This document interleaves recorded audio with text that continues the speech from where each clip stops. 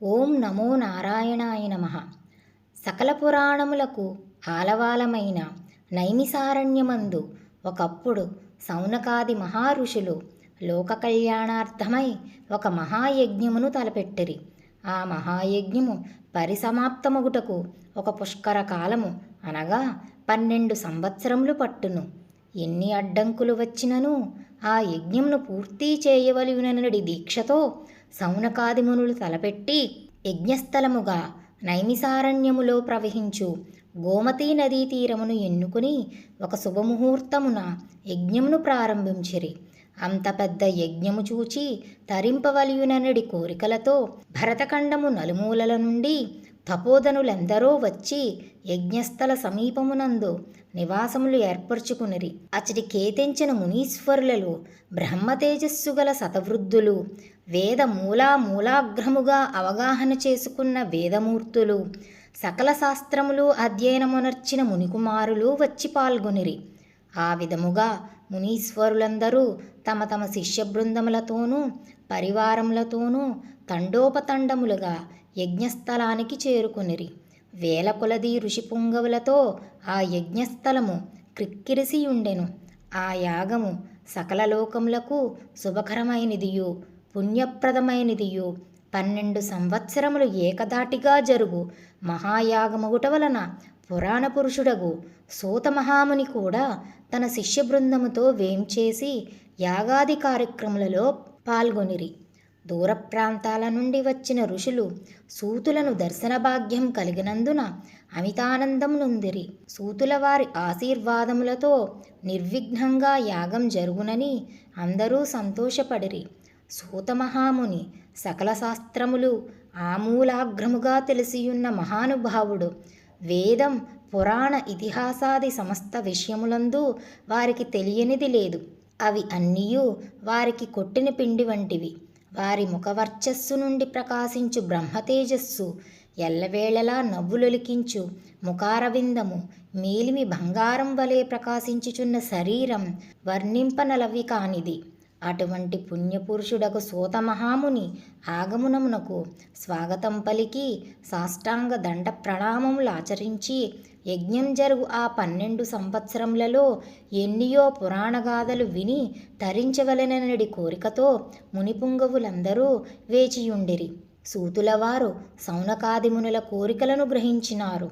ఇటువంటి పుణ్యకార్యములందు పురాణ పఠనం గావించి అశేష మునిసత్తములను తృప్తిపరచుట తన విద్యుక్త ధర్మమని ఎంచి వారి కోరికను మన్నించినారు. ఒక శుభముహూర్తమున ఆశ్రమవాసులందరూ సూతుల వారికి అర్ఘ్యపాద్యములొసంగి ఉచితాసనములపై ఆసీనులను చేసి, మునిశ్రేష్ఠ, మునికుల తిలక, ఇంతకు మున్ను ఎన్నియో పురాణగాథలు తమరు తెలియజేయగా విని ఆనందించియున్నాము. అనేక ఇతిహాసములను ఆలకించి అందలి సారమును గ్రహించియుంటిమి.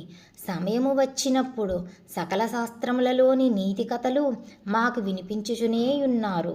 అయినను మీ బోటి సిద్ధపురుషులు 14 లోకములు సంచారం చేసి ఉన్నందున ఎన్నో విషయములు మీరు అవగాహన చేసుకుని ఉన్నారు. కాన వినదగు విషయాలు ఏమైనా ఉన్న ఎడల విరామకాలములో మాకు వినిపించవలయునని సౌనకాది మునులు ప్రార్థించిరి. ఆ ప్రకారముగా కోరిన సౌనకాది మునులు తన వలన క్రొత్త సంగతులు తెలుసుకొనవలెననేడి కుతూహలం కనబరిచినందున వారలను చూచి సూతమహాముని ఇటుల పలికిరి. మునిపొంగవులారా, మీ మనోవాంఛను గ్రహించితిని. మీరు వినదగిన కథను నాకు తెలిసి ఉన్నంతవరకు విచారించి మీకు తృప్తి కలిగించెదను. ఇటువంటి మహాసమయమున పుణ్యకథలు చెప్పుట వలన నాకును, వినుట వలన మీకును పరమార్థము కలుగునని పలికెను.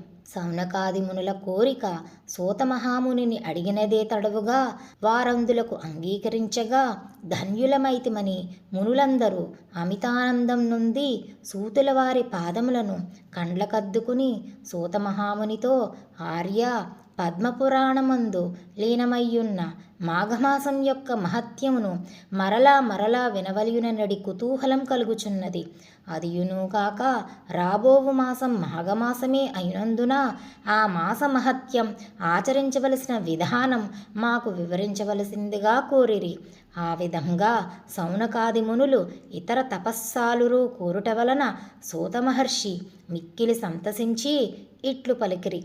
మునిపొంగవులారా, మీరందరూ అతి ముఖ్యమైన విషయాన్నే అడుగుచున్నారు. మాఘమాసం కూడా ప్రారంభం కాబోచున్నది. ఇటువంటి సమయంలో మాఘపురాణం వినుట వలన కలిగే ఫలము అంతింత కాదు. అదియునుగాక ఈ మహాయజ్ఞం జరుగుచున్న సమయంలో మాఘమాసం యొక్క మహత్యం మీకు వివరించవలసిన భాగ్యము కలిగినందులకు నేను అదృష్టవంతుడనే. కాన సావధాన మనస్కులై ఆలకింపుమని సూత మహర్షి ఇట్లు వివరించిరి. నేను నా తండ్రి శిష్యుడగు రోమహర్షుని శిష్యుడను. అతడు మహాతపస్వి, జ్ఞాని. నా తండ్రి వద్ద సకల శాస్త్రములు అభ్యసించెను. విష్ణంస సంభూతుడగు వేదం వ్యాసమహర్షికి ప్రియపాత్రుడను. వారి దయవలన నాకు కలిగిన జ్ఞానంతో మీలాంటి వారడిగిన ప్రశ్నలకు జవాబు చెప్పగల శక్తి సామర్థ్యములు కలిగిన వాడినైతిని. నేను తెలియజేయుచున్న నీతి బోధలు సకల లోకములకు శుభములు కలుగును.